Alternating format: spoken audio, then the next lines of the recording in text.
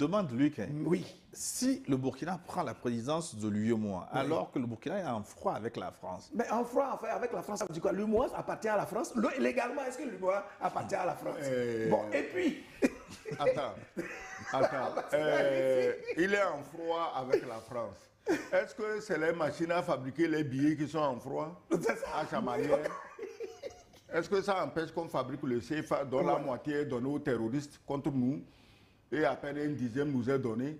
Nous, on a déposé nos réserves de change à la Banque de France. Les terroristes ont déposé combien là-bas? Donc, on ne peut pas dire qu'il est en froid avec la France. Ce n'est pas les humeurs de la France qui doivent déterminer la monnaie et la vie de 8 pays africains. Ce n'est pas possible. Non, prenons les choses sans passion. Oui, je demande. d'accord. Mais est-ce que nous sommes là pour charlater Est-ce ici? qu'un pays qui ne discute pas, qui n'a pas de... Oui. Comment on dit Mais attends. Ce n'est pas le Burkina qui refuse de discuter avec la France. C'est la France qui dit que dès lors que le Burkina refuse l'esclavage, il n'est plus de ses amis. Qu'est-ce que tu veux que le Burkina fasse? Non, je parle des faits. Oui, les faits, c'est que le délit du Burkina, du Mali, du Niger, c'est que nous, on veut être libres. Mais vu de Paris, c'est un délit. Et que si tu veux être libre, nous, on ne traite plus avec toi. Oui, mais dans ces conditions-là, mieux si le Burkina prend la tête de l'UEMOA, mieux que ça. est-ce que les échanges peuvent... Est-ce que la coopération diplomatique entre la France et le Burkina est coupée? Mais ils ont des relations de coopération. On est d'accord. Maintenant, on est dans un contexte d'État à État. Et il s'avère que selon les dispositions d'une institution commune, c'est le tour du Burkina Faso d'assumer la présidence. Mais ce qui est intéressant dans tout ça, en fait, c'est que les pays de l'UEMOA sont en train de prêter le flanc littéralement et de façon très gentille pour aider simplement les pays de l'AES à assumer leur choix qu'ils étaient en train d'opérer tout simplement parce que après avoir quitté la CEDEAO, après avoir mis en place un certain nombre d'institutions communautaires qui leur permettent de créer un espace qui est propre à eux, qu'ils financent, qu'ils gèrent et qu'ils managent, le dernier filon que nous avons toujours appelé de tous nos voeux, c'était qu'ils créent leur monnaie. Et donc, ils ont créé une banque d'investissement. Attendez-vous à ce qu'ils créent une banque centrale.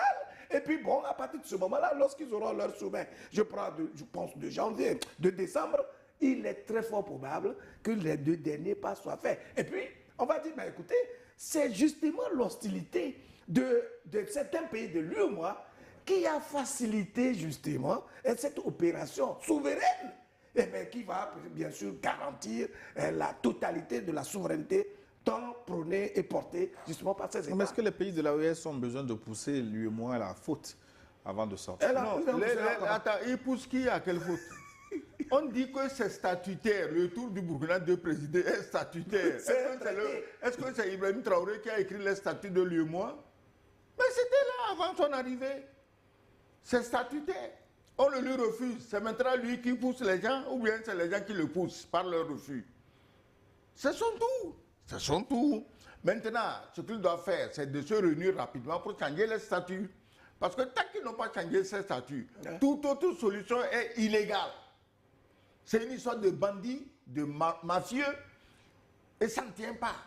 Vous ne pouvez pas, sur le dos d'une monnaie, vous conduire en bandit hors la loi. Ce n'est pas possible. Donc, ils n'ont qu'à rapidement changer les statuts qui rendent la rotation obligatoire et dire que désormais, bon, celui qui dit qu'il a lui seul 40% de la masse monétaire de l'UEMOA, on dit qu'il est éternellement président de l'UEMOA. Et puis on n'en parle plus. En attendant que lui-même échappe un jour à l'esclavage, c'est le jour-là que ça va péter et ça va saigner fort. Mais lui, moi, je tente simplement de comprendre. Mais est-ce que c'est quand même pas surréaliste qu'une institution de cette taille-là, qui gère notre monnaie, on arrive à ne pas appliquer les tests qu'elle-même s'est donnés? Qu'est-ce qu'il y a d'étonnant? Oui, c'est-à-dire qu'avec les dirigeants de notre espace, il n'y a plus rien d'étonnant. Parce que le principe de l'application des lois n'existe pratiquement pas.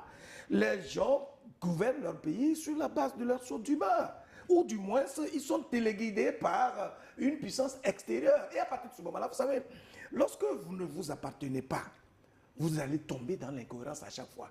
Sinon, c'est quand même abscon que de voir une institution comme celle-ci. Parce que normalement, il devait gouverner par l'exemple. Vous voyez, nous les citoyens lambda, ou les leaders d'opinion, qui observons et qui attendons d'être inspirés par le comportement disciplinaire, droit et vraiment orthodoxe de nos dirigeants. Mais quand nous voyons autant d'errance, autant d'incohérence, autant d'amateurisme et autant d'incongruité dans les choix,